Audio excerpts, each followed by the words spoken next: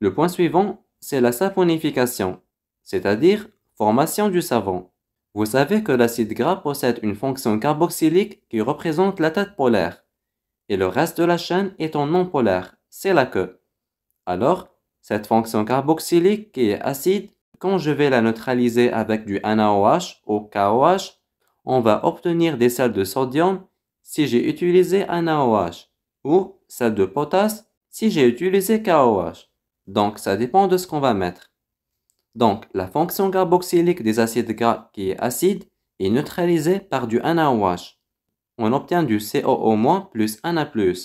Ce COO-, c'est un sel de sodium.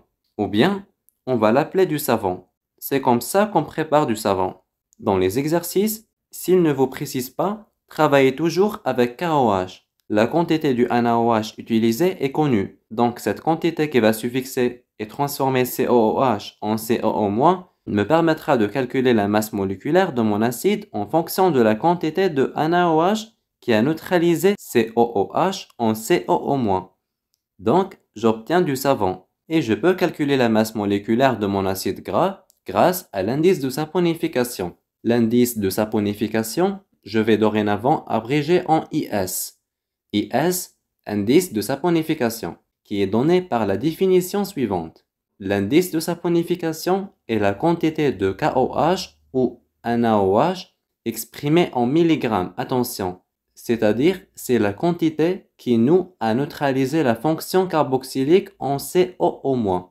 Donc, obtention du savon. C'est la quantité de KOH ou NaOH exprimée en milligrammes qui saponifie un gramme d'acide gras. D'accord? Donc, la quantité qui a pu réagir et neutraliser la fonction carboxylique, je peux la doser, je peux la quantifier, la calculer. Donc, cette quantité va me permettre de calculer la masse moléculaire de mon acide gras grâce à l'indice de saponification, dont la définition est donnée comme suit. La quantité du NaOH ou KOH en milligrammes qui saponifie un gramme d'acide gras. Donc après, qu'est-ce qu'on va faire? C'est juste une règle de 3 pour déterminer le PM inconnu de mon acide gras. Je vous ai simplifié la représentation. IS égale à PM du KOH fois 1000 sur PM de l'acide gras. Cette règle est facile à apprendre. On va voir une petite application qui nous permettra de mieux comprendre. Donc, calculer la masse moléculaire d'un acide gras saturé présentant un indice de saponification 198,9. Donc ici, ils ont nous donné l'indice de saponification. On nous demande de calculer la masse moléculaire. Ou comme ils peuvent nous donner la masse moléculaire, ils nous demandent de tirer le IS. D'accord? Ça dépend. Moi, qu'est-ce que je vais faire? J'avais dit tout à l'heure que je vais mettre la règle de 3, mais je vous ai facilité. Je vous ai donné directement la relation avec laquelle vous travaillez directement, sans passer par cette règle de 3. Alors, qu'est-ce que je vais faire? Je vais traduire la définition de l'indice de saponification.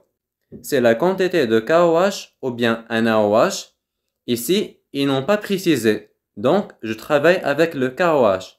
L'indice de saponification est la quantité de KOH en milligrammes, donc je convertis en grammes. Cette première ligne, c'est juste la définition. Je passe maintenant à la deuxième ligne. La masse de KOH, vous le savez, 56. Donc, on sait que 1 mol de KOH saponifie 1 mol d'acide gras. Je cherche donc sa masse moléculaire. Donc, je calcule. Et après le calcul, on obtient la masse moléculaire de notre acide gras, qui est égale à 282. Alors, une fois qu'on a calculé la masse moléculaire de notre acide gras, notre but est d'identifier l'acide gras. De quel acide gras s'agit-il? Faites attention ici, c'est un acide gras saturé. Est-ce qu'il s'agit d'acide gras palmitique, piturique, stéarique? Donc, l'étape suivante, je pose la formule semi-développée d'un acide gras. Un acide gras possède une fonction carboxylique, qui est le premier carbone, et possède un CH3, qui est le dernier carbone, et possède CH2 fois N, qui vont se répéter une fois. Je sais que la masse moléculaire de mon acide gras est égale à 282. Je l'ai déjà calculé ici. Donc, ensuite, je remplace le carbone par sa valeur. 12 plus 16 plus 16, l'hydrogène 1, Donc je remplace chaque chose par sa valeur et après 282 divisé par ce que j'ai obtenu ici. J'obtiens n égale à 16. Je reviens à ma formule. J'ai identifié n qui est égal à 16. Donc 16 fois 1, 16, 17, 18. J'ai un acide gras saturé avec 18 atomes de carbone. Quel est l'acide gras 18 atomes de carbone saturé? C'est l'acide stéarique. Donc regardez, d'après l'indice de saponification, j'ai pu calculer la masse moléculaire de notre acide gras et identifier cet acide gras grâce à sa masse moléculaire. Donc ici, il s'agit de l'acide stéarique. Mais je vous ai facilité. Je vous ai donné directement la relation avec laquelle vous travaillez directement, sans passer par cette règle de 3. Vous mettez juste les valeurs et vous calculez.